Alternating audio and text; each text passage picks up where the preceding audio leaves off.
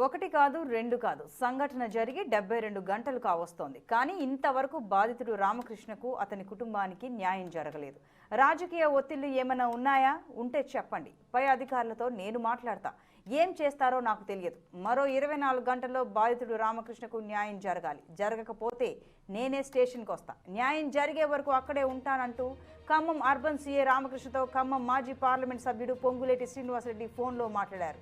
గత 3 రోజుల క్రితం ఓ యూట్యూబ్ ఛానల్కు ఇచ్చిన అభిప్రాయంలో శ్రీనన్న గెలుస్తాడు అన్నందుకు కొంతమంది బీఆర్ఎస్ కార్యకర్తలు వైఎస్ఆర్ కాలనీకి చెందిన రామకృష్ణపై దాడి చేశారు. దాడి చేయడమే కాకుండా అతని ఆటోను ధ్వంసం చేశారు. ఈ సంఘటనపై స్పందించిన పొంగులేటి శ్రీనివాసరెడ్డి గురువారం రాత్రి వారి ఇంటికి వెళ్లి పరామర్శించారు. అండగా ఉంటానని, అన్ని విధాలా ఆదుకుంటానని రామకృష్ణ కుటుంబ సభ్యులకు హామీ ఇచ్చారు. అనంతరం అర్బన్ సీఐతో ఫోన్లో మాట్లాడారు. వీలైనంత త్వరగా న్యాయం చేయాలని, లేకపోతే ఆందోళనకు దిగుతామని హెచ్చరించారు.